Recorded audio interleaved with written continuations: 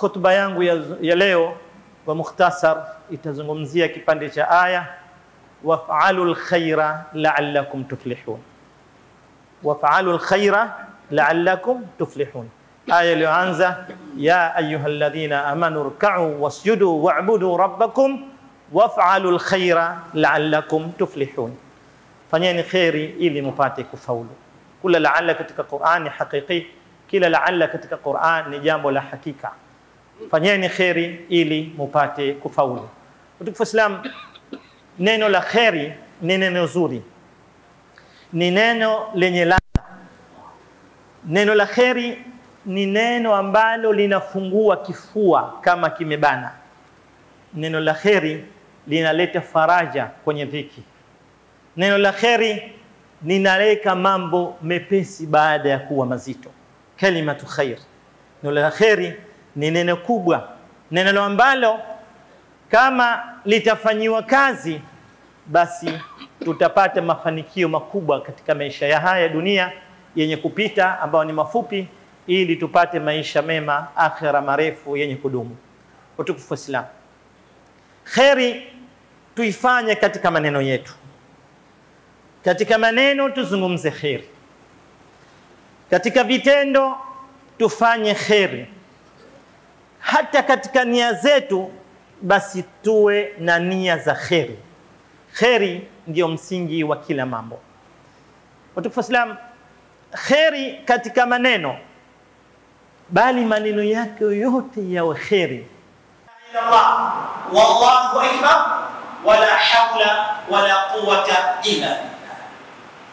Maneno haya ni maneno mazito, ndani yake yanaitwa ndani ya Qur'an kwamba ni khairat wal baqiyatus salihatu khairun 'inda rabbika thawaban wa khairun amala. Subhanallah walhamdulillah wala ilaha illa Allah wallahu akbar wala hawla wala quwwata illa billah. Maneno mazito ambayo yatakufanya unyanyuliwe daraja, maneno mazito ambayo yatakufanya wewe uwe na hadhi mbele ya Allah subhanahu wa ta'ala. Katika hadithi iliyopokewa na Abu Salama, Mtume sallallahu alaihi wasallam alishika tawi la mti ambalo lina majani makavu, alafu akalitingisha hivi, majani yale yakadondoka. Alafu akamwambia Abu Darda, akamwambia dhikri hizi zinaporomosha madhambi ya mja, yanaondoka madhambi yake kama huu mti unapoporomosha majani yake. Akamwambia subhanallah walhamdulillah wala ilaha illa Allah wallahu akbar wala hawla wala quwwata illa billah. Abu Darda akasema kila nikikumbuka maneno haya au nikikumbuka hadithi hii, akasema la uhallila Allah wala ukabbiranna Allah wala uhammidanna Allah.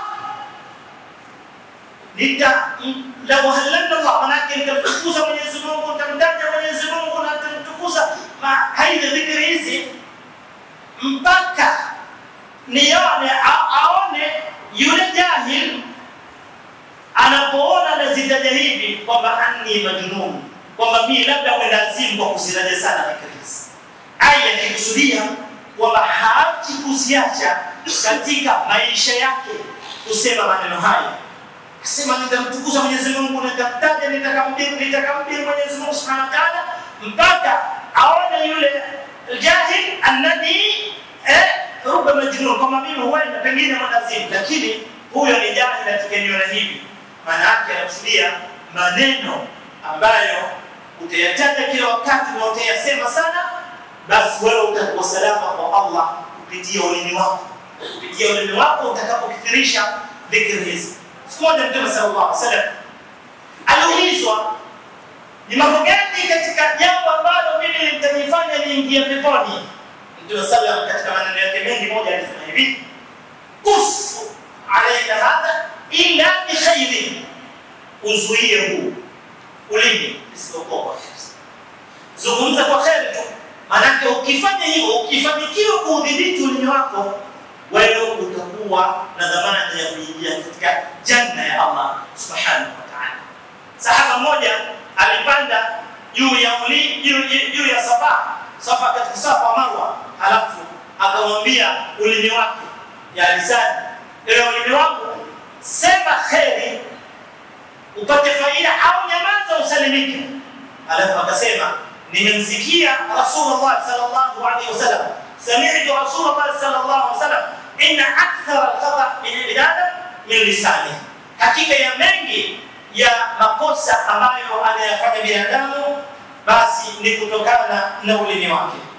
Tufusalam, mtu anosalimika sawa sawa na akawa tamam sawa sawa, basi ni yule aliyozuia ulimi wake isipokuwa kwa kheri. Na Muislamu anasalimika kupitia ulimi wake. Mtume anasema al-mu'min man amanahu an-nas, mu'min wa kweli ni yule waumini wenzake waliopata amani kupitia yeye. Wal muslim man salima al-muslimuna min lisanihi wa yadihi, na Muislamu kweli ni yule aliyosalimika kupitia Waislamu wenzake, yeye akawa salama kupitia ulimi wake, hakifitna na mkono wake. Wal muhajiru man hajara ma laha Allah anhu, na mwenye kuhama kweli ni yule aliyoyahama yale aliyokataza Allah subhanahu wa ta'ala. Kwa sababu tukiangalia maneno tu ulimi tu, basi wewe utakuwa katika kheri. Lakini tuingie katika nukta nyingine, nukta ya vitendo vya kheri. Mwenyezi Mungu subhanahu wa ta'ala anasema ya ayyuhalladhina amanu ruk'u wasjudu wa'budu rabbakum waf'alu al-khayra la'allakum tuflihun. Enyi mlioamini Mwenyezi Mungu subhanahu wa ta'ala, ruk'u wasjudu, salini musali vile 5 salawat na salawat na musali salini, lakini wa'budu rabbakum, na muabudini Mwenyezi Mungu kisawa sawa, la'allakum tuflihun. Mkifanya hivyo mtapata, waf'alu al-khayra la'allakum tuflihun. Ukifanya hivyo mkifanya khairi mtafaulu. Kwa tufusalam, katika jambo ambalo linatakiwa sisi kulipapia, kila khairi utakayoiona mbele yako katika khairi, basi utaikuta kwa Allah subhanahu wa ta'ala. Yaqulu Allah subhanahu wa ta'ala wama tuqaddimu min khairin tajiduhu 'inda Allahi huwa khairan wa a'zama ajran. Mithali neno khair, wama tuqaddimu min khairin, imekuja katika sigha ya nakira, min khair, chochote mtakachokitanguliza katika khair yote, ikiwa ni bali, ikiwa mambo yote mema mazuri, chochote mtakachokitanguliza tajiduhu 'inda Allah, mtakikuta kitu hicho kwa Allah subhanahu wa ta'ala. Sasa mtakikuta kikiwa kisuwa khairan wa a'zama ajra, mtakikuta bora na malipo yaliyo makubwa sana. Kwa Islam tujitahidini katika kudumisha mambo ya kheri ili tuweze kuwa na faida kubwa katika maisha yetu. Kwa Islam tujitahidini kupapia kheri na kuzitafuta kheri na kuzikusudia kheri, kwa sababu kheri ni neno lenye kuleta faraja, na kheri kama Mwenyezi Mungu atakuwafikisha kuwa mtu wa kheri, basi wewe utakuwa salama katika maisha haya na maisha yanayokuja. Mtume sallallahu anasema inna hadha alkhair khazain wa li hadhihi alkhair wa hadhihi khazain mafatih fatuba li'abdin ja'alahu Allah maftaha alkhair mughlaqan lishar. Asema hii neno la khair au hili jambo la khair na khazain. Khazain manake ni jambo kubwa la thamani, na yoyote, na katika khazaini hii mafatih, ili uipate khazina hii uwe na mifunguo yake, uwe na funguo zake katika kuendea kheri. Kwa hiyo Mtume anasema hongera sana kwa yule atakayekuwa na funguo za kheri, akafanya mambo ya khairati mbalimbali na akafunga milango ya shari. Huyo basi huyo kafanikiwa kupata kheri. Lakini yeye Mtume sallallahu akasema fil qalbi lamata min al-mulk i'adatu al-khair wa tasdiq bil-haqq, faman wajada dhalik falyalam annahu min Allah subhanahu wa ta'ala wa liyahmidillah. Wa lamatu min al-'adwi i'adatu bil-shar wa takdhib bil-haqq wa nahy 'an al-khair Fama wajada dhalika falyas'al billahi minash shaitani rajim. Anasema katika moyo wa binadamu, katika qalbi ya binadamu kuna pande mbili, al-ham wal farq. Kuna pande mbili, kuna mambo katika moyo wa binadamu anatakiwa ajitambue. Upande mmoja unamvuta katika khair ambao huo Allah subhanahu wa ta'ala katia baraka zake. Atakaye kuwa hivi mtu wa khairi, yeye akapenda khairi, akahamasisha khairi, akawaambia watu wafanye khairi, basi huyo amshukuru Mola wake, kwa sababu hiyo inatokana nani? Na Allah subhanahu wa ta'ala. Ama yule moyo wake utakayemili katika mabaya, hapendi mazuri, anachukia khairi, anachukia haki, hiyo ni kutokana na shetani. Asema a'udhu billahi minash shaitani rajim. Halafu akasoma aya inayosema katika sura al-Baqara 268, akasema ash-shaytanu ya'idukum al-faqr, ash-shaytanu ya'idukum al-faqr wa ya'murukum bil-fahsha wallahu ya'idukum maghfiratan minhu wa fadla wallahu wasi'un alim. Shetani nyinyi anakuhamasisheni, anakupelekeeni kwamba nyinyi mkitoa mtafakarika, na anawaamrisha mabaya, lakini Mwenyezi Mungu mukabala dhali, kinyume na hivyo Mwenyezi Mungu anawaeleza kwamba kila mkitoa mtapata zaidi, lakini vile vile anawaahidi kupata msamaha wake, na Mwenyezi Mungu wasi'un alim.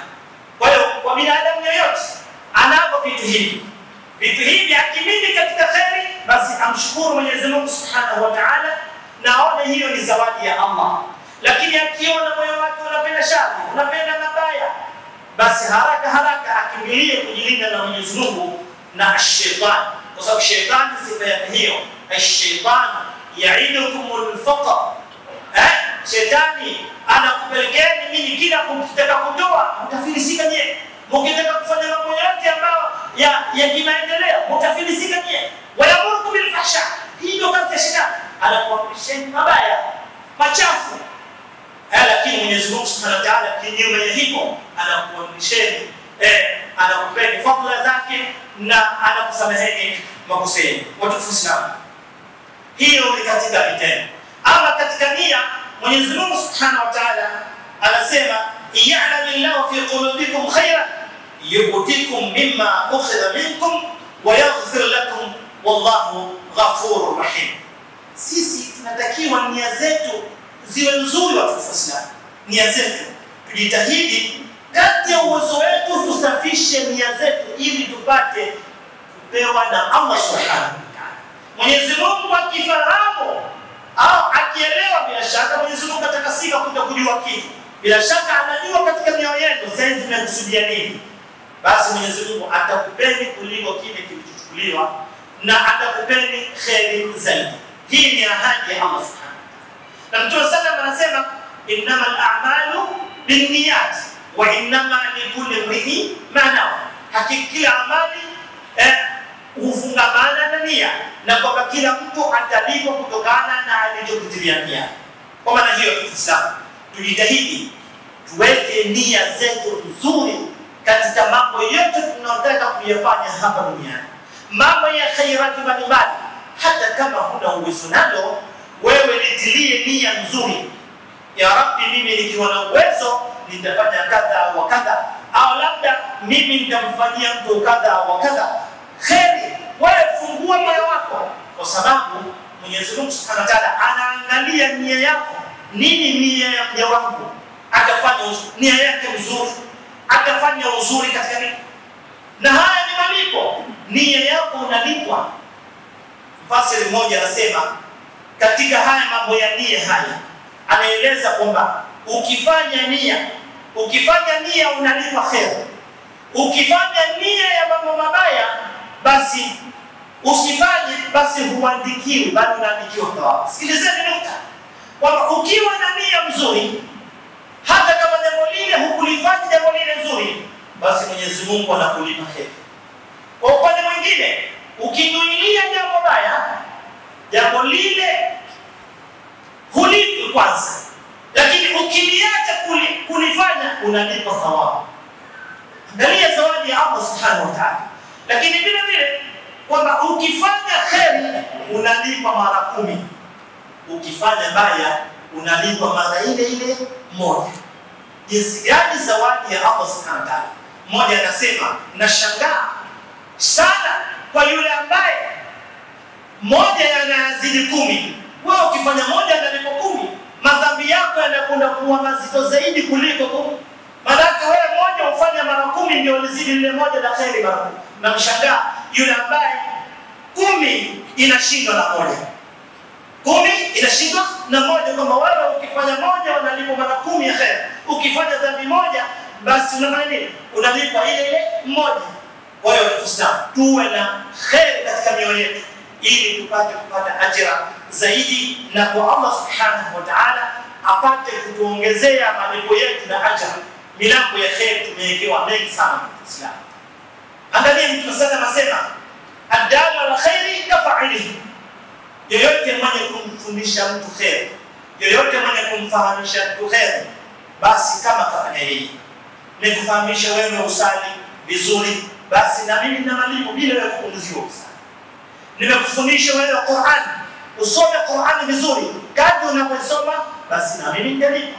Hii ndio zawadi ya Allah. Kwa milango ya kheri uko mingi sana. Tutasema Mwenyezi Mungu kawasifu watu wa kheri kwamba wao wanajitahidi kufanya ibada mbalimbali. Katika sifa Mwenyezi Mungu anaeleza innahum kanu yusari'una fil khairat wa yad'unana raghban wa rahban wa kanu lana khashi'in. Hakika hawa watu wa kheri wakiwa wanafanya kubwa katika kuiendea kheri, na watu wanatuomba wanatuomba sisi kwa shauku na hofu, na wakanu lana khashi'in, na kwetu wananyenyekea. Lakini aya nyingine zinaelezea katika mambo ya kheri, innal ladhina hum min khashyati rabbihim mushfiqun, alladhina hum biayati rabbihim yu'minun walladhina hum bi rabbihim la yushrikun walladhina yu'tuna ma ataw wa qulubuhum wajilatun annahum ila rabbihim raji'un ulaika yusari'una fil khairat wa hum laha sabiqun. Hawa wote ni katika watu wa kheri. Watufuata mlango wa kheri huko mkubwa. Siku moja Mtume sallallahu alaihi wasallam, kuweni kama Mtume Muhammad sallallahu alaihi wasallam. Siku moja sahaba anaelezea Mtume sallallahu walikuwa wanasali sala al-asr katika mji wa Madina. Baada ya kumaliza tu Mtume sallallahu alaihi wasallam kainuka haraka kaingia katika moja ya vyumba za wake zake. Kuja masahaba wakamshanga, ya Rasulullah, kuna nini? Akasema, mimi nimesahau, nilikumbuka kwamba kuna kipande cha dhahabu, nikaona kipande hiki cha dhahabu kitaweza kuja kunisababisha katika nafsi yangu, nikaamrisha kigawiwe na kitolewe sadaka. Katika mlango wa kheri ni sadaka. Katika mlango wa kheri ni kutoa mali zetu kwa ajili ya Allah subhanahu wa ta'ala. Kuna mambo mengi ya khairat tunatakiwa tuyafanye watu wa Islam. Mali tulizo nazo si mali zetu. Tusiwe wagumu, tuwe katika watoaji ili tupate kuendelea katika mambo ya khairat. Tujitahidi sana watu wa Islam ili tupate radhi za Allah subhanahu wa ta'ala. Mwenyezi Mungu kaeka mlango wa kheri uko wazi kabisa. Chochote katika tema basi ni kheri. Jitahidi usiache. Hata hizi adhkar zinatufanya sisi tuwe karibu na Allah subhanahu wa ta'ala. Kutafuta riziki ni kheri. Mtume sallam anaeleza kwamba hajaacha kula mtu katika chakula chake isipokuwa chakula cha kheri kile anachokitafuta kwa nguvu zake. Bali hata bila mtu kujizuia kuombaomba basi ni jambo la kheri. Tumesema al-yadu al-ulya khairun min al-yadi sufla. La, mkono wa juu ni bora kuliko chini, na mkono wa kuzuia ni bora kuliko yule anayeombaomba. Tujitahidi mlango wa kheri kwa wingi sana. Mwenyezi Mungu atubariki, atujalie katika watu wa kheri hapa duniani mpaka tufike inshallah. Asalamu alaykum.